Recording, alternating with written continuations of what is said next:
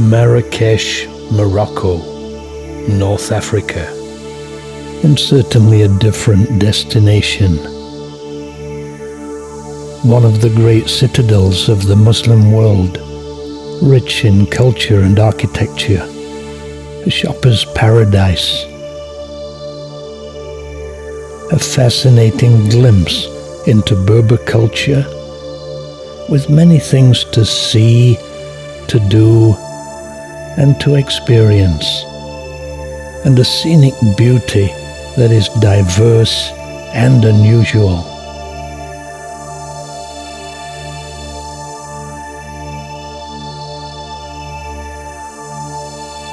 Join me again, this time for a glimpse of Marrakech.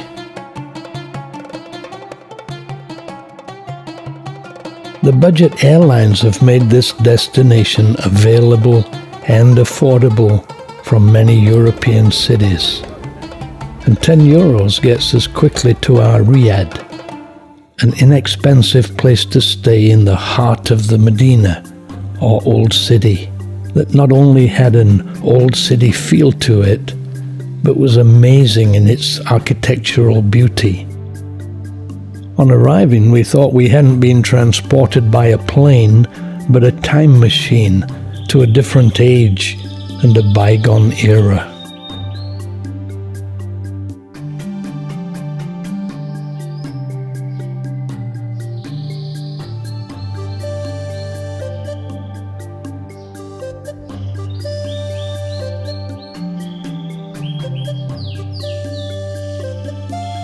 So our adventure begins.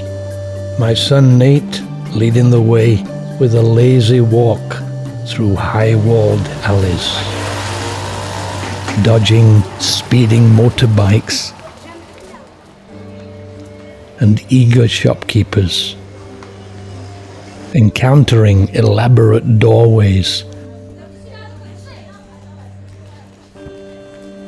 and many fascinating sights that often needed a second look, eventually arriving at Jamaa El Fina, the main square of both fame and notoriety. The souk, that is the market, beckoned, but as we just arrived, the thought of a latte and a leisurely sojourn won the day. Time for cafe latte. So we sat and watched the world go by. In addition to the coffee, we had freshly squeezed orange juice and kefta tagine. That's lamb cooked with olives and spices in a tagine cooking pot.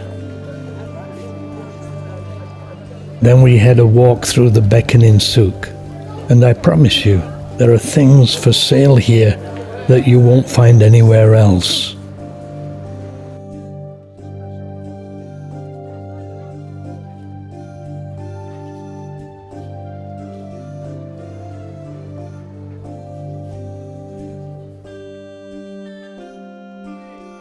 Then back through the Medina, typified by its high walls, arches, and cobbled streets.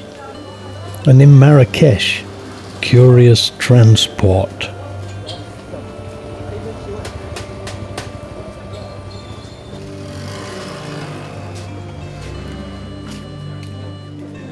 Every now and then we emerge from the labyrinth.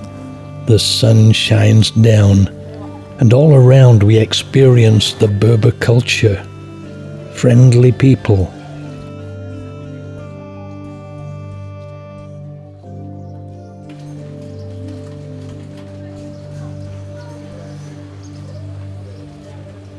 I must admit that though I visited many countries and cultures, I was fascinated by the Medina.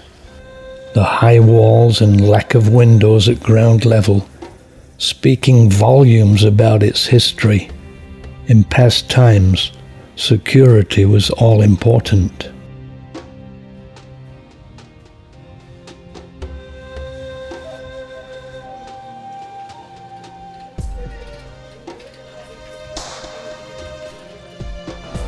As we walked around, I enjoyed just soaking in the atmosphere. We traveled to experience different places, cultures, food and sights.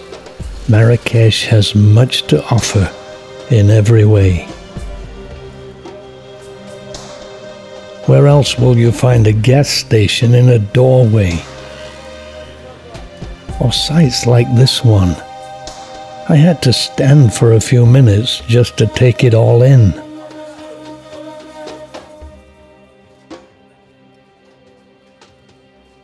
Shopping here is such a novel experience that I kept hearing myself asking, "What's that?" Here we saw fresh spices in colourful sacks. Quite a change from the small supermarket spice bottles. No wonder their food tastes so good. Every now and then, I felt I was on a Hollywood movie set. Is this real? Is it Africa or Arabia? Is it ancient or modern? Did we wander into an African Disneyland without paying?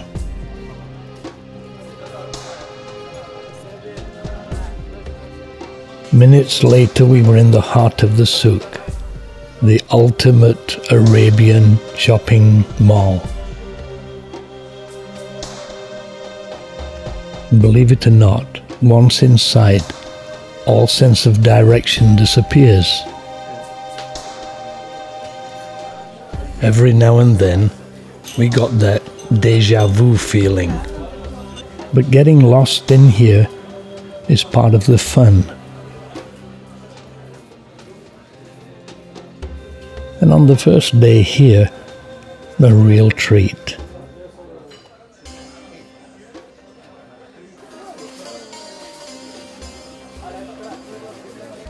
So a quiet visit to the Marrakesh Museum is a great idea.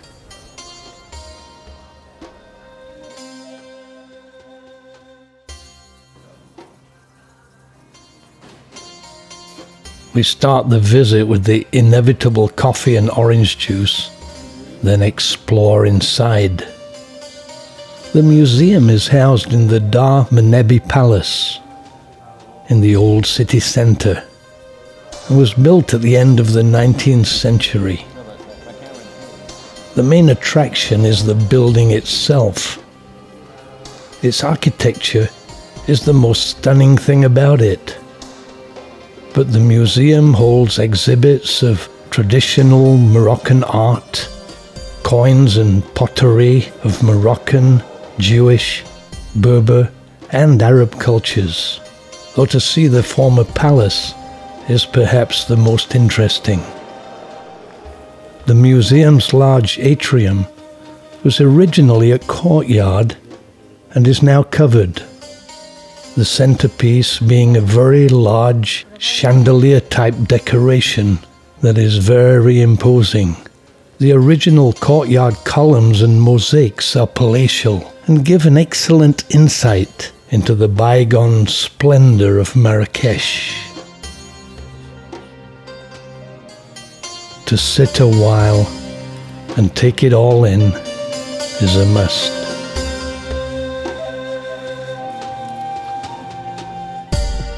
So back to the main square, having only been here a few hours, but having experienced a million new sights.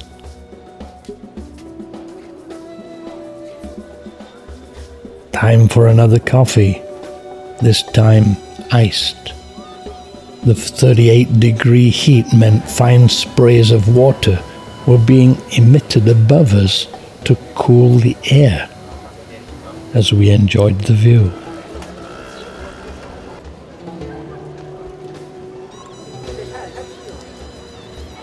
Then time to sample another taste of Morocco, le bled, meaning roughly in the middle of nowhere. It was an excellent place for the price. Tasty local salad to start, the inevitable complimentary plate of spiced olives, followed by the meal, cooked in the tagine, piled up with vegetables, and the best couscous I ever tasted, with mint tea to finish. Authentic.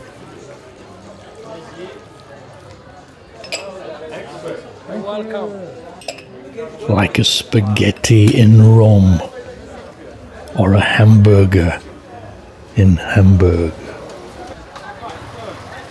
As we strolled back to the riad, we felt we'd experienced many new things, but time to sleep.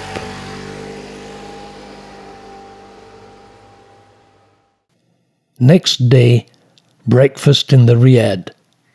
Local bread, Moroccan pancakes, and fresh orange juice and coffee, in an exquisite breakfast room that overlooks the courtyard. The only sounds being the bird's song.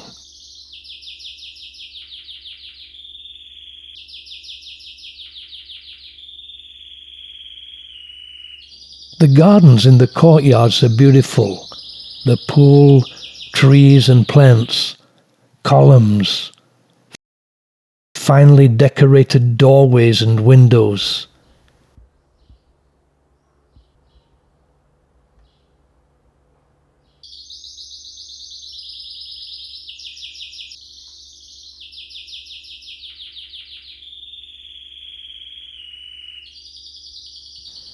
There's even a garden rooftop overlooking the city, providing a nice place to relax after the sun goes down.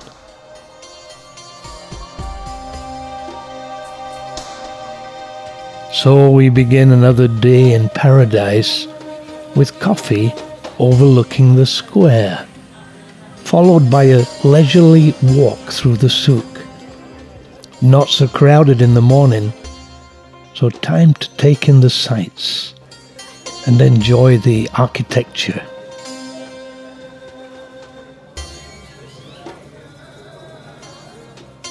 Marrakech is waking up.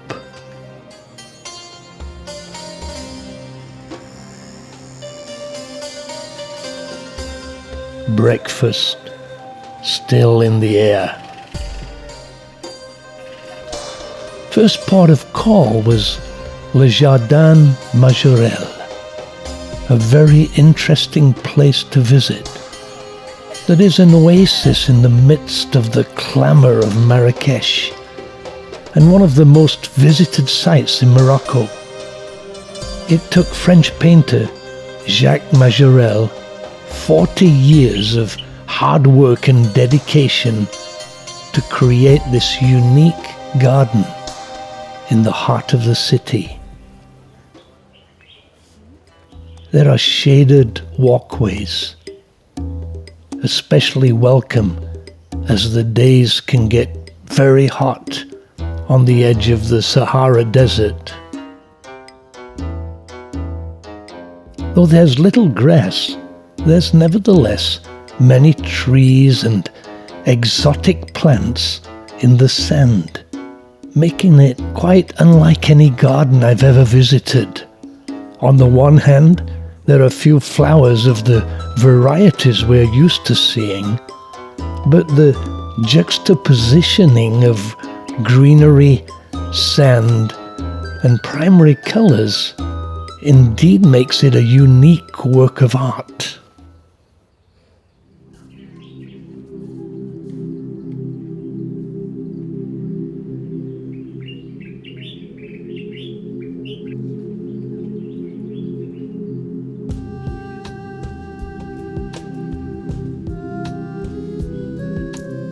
There are also streams and many pools and ponds filled with water lilies and lotus flowers.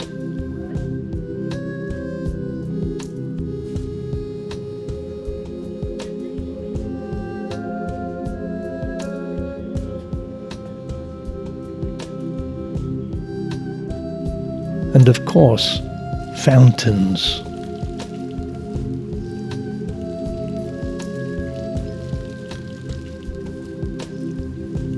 Indeed, this garden created by an artist becomes a work of art, where the canvas is the sand, and clearly great thought has been put into the images that inhabit it, reflecting not only the culture of this part of the world, but considering that it contains over 300 plant species from 5 continents.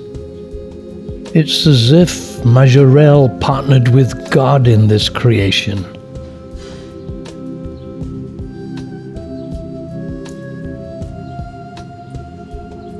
The abundant cacti remind us we're on the edge of the desert, but I was very impressed by the use of bright colors that really add so much.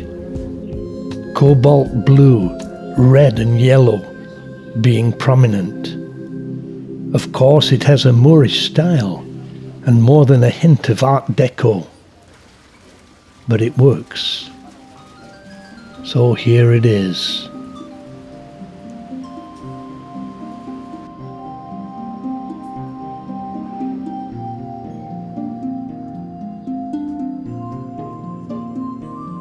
Being in this garden, I understand what Picasso meant when he said, "Art washes away from the soul the dust of everyday life."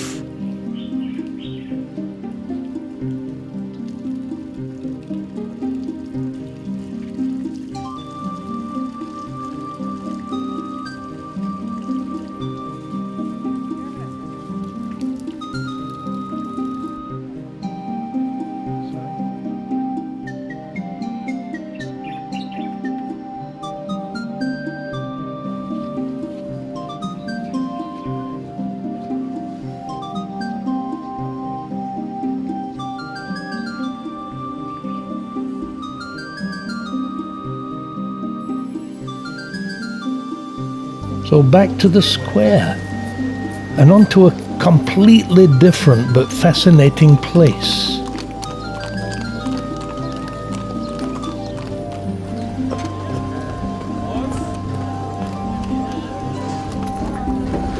A short walk away, in the heart of the old Medina, is the Madrasa Ben Youssef, a gem of Moorish architecture.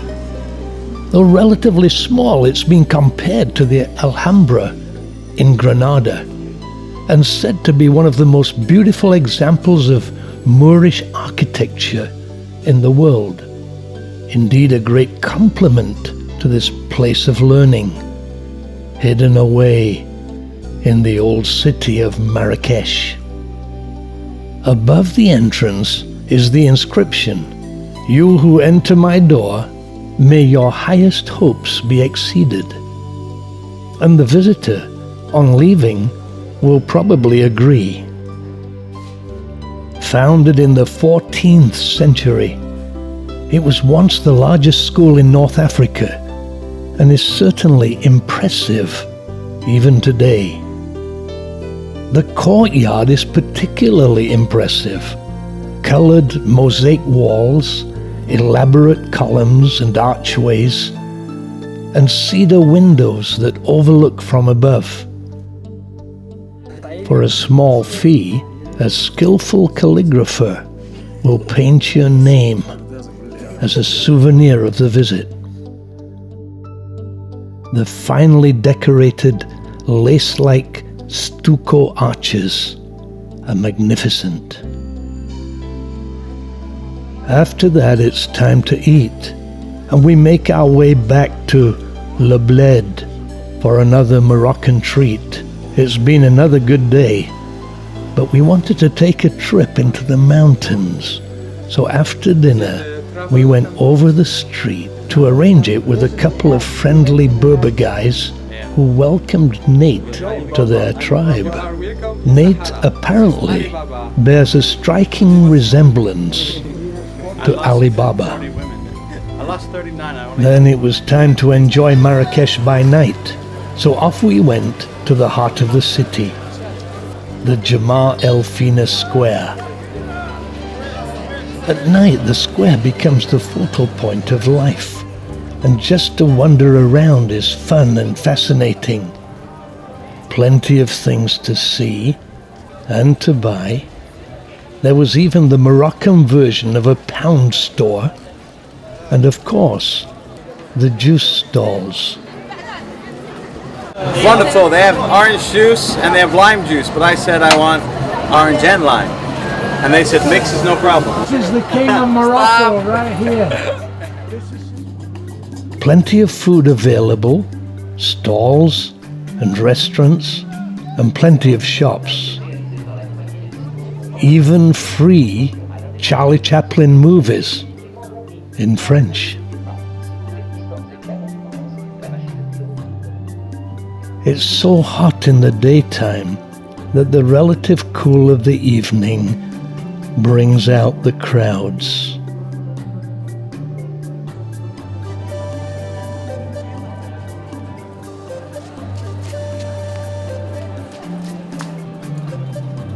A very enjoyable walk, after which we strolled back to the riad.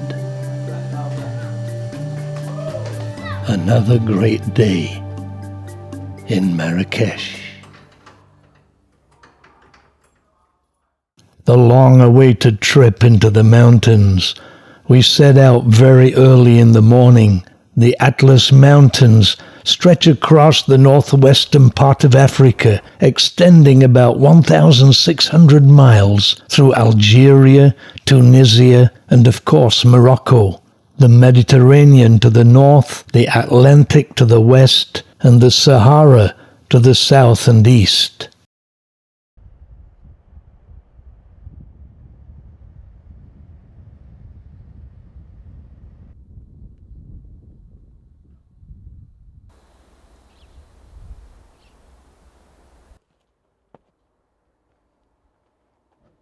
Well, we're heading up into the Atlas Mountains with our driver Mohammed. It's about a 3-hour drive. It's very hot this morning, but nice, clear skies, and really enjoying it. We are soon over 7,000 feet, but the highest peak, Jebel Toubkal, is 13,671 feet and is the mountain which overlooks Marrakech. We soon arrive at our first destination, Talouet, a Kasbah situated along the route of the ancient caravans that came from the Sahara over the Atlas Mountains to Marrakech. It's in a serious state of disrepair, and a tariff of around $2 is collected for renovation. It's one of the most fascinating sights of the Atlas, a reminder of times past, but fast becoming a crumbling ruin, though it does provide an example of Moroccan architecture. It's slowly collapsing, and some parts can be dangerous even to walk through. It's actually not that old, built in the 19th century by the Glaoui brothers, who were rewarded for aiding the Sultan. When the French came in 1912, they cooperated with them also and became a wealthy, influential family in Morocco. As we walked through the interior, we got a glimpse of its former splendor. It must have been magnificent, but its openness to the elements has taken its toll. Having said that, there are parts that transport us back into history. Even a dumb waiter set into a beautifully tiled wall of an equally ornate dining hall. Columns, arches, and intricate designs are the norm, and it's vast. Though only a small part of it open to the public, it is said that no single person ever knew their way around the entire complex. Through the ruins of yesteryear, the beauty of its former glory somehow manages to shine through.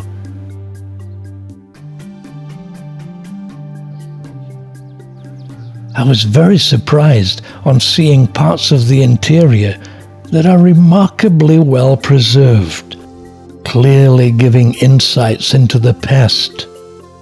But when one reaches the rooftop, signs of its decay are all around, though life goes on.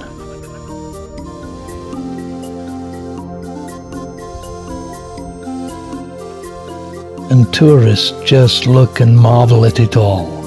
When the wind blows here, it picks up particles of sand, and these walls have thus been sandblasted for centuries. The result, devastating. It was an interesting visit that gave us insight into the past of Morocco. We then continued our excursion through the mountains to our next destination, seeing many Berber villages and some unusual sights. Below is an ancient water aqueduct. It seems like it's still used.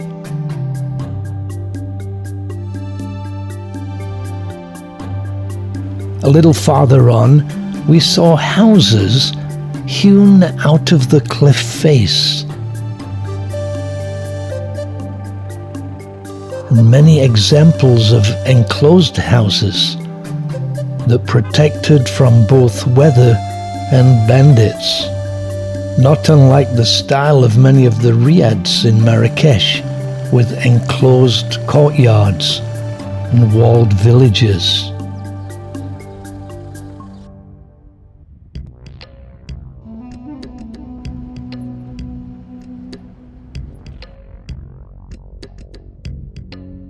Occasionally, we would encounter a Kasbah and camels getting their siesta.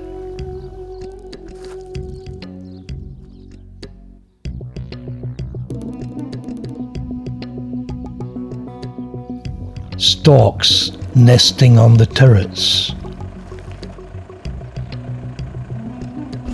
Next stop was lunch at the Rose of the Sands restaurant. Very nice. It even had a pool, but we were soon off to explore the town here. We're at the Ait Ben Haddou, the famous location where they filmed films like Cleopatra, Lawrence of Arabia, Kingdom of Heaven, and Gladiator. And it's been a settlement here since the early 18th century.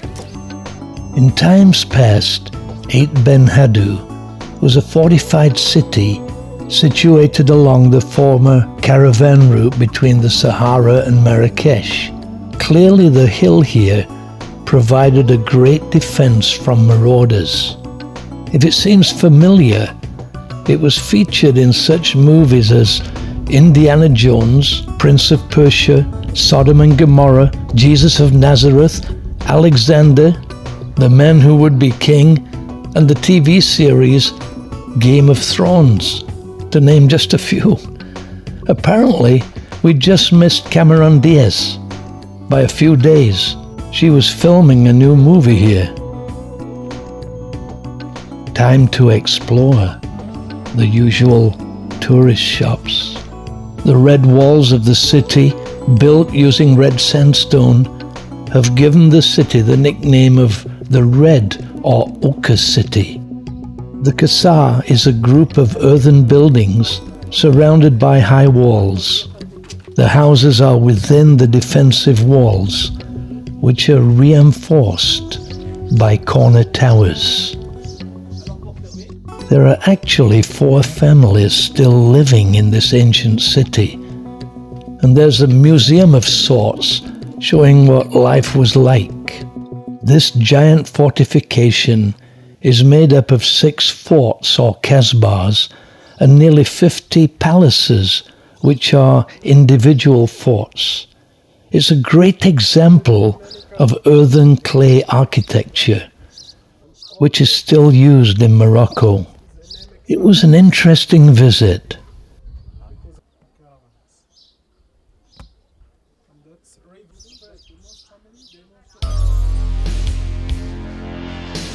One can certainly understand why this is a popular venue for movies.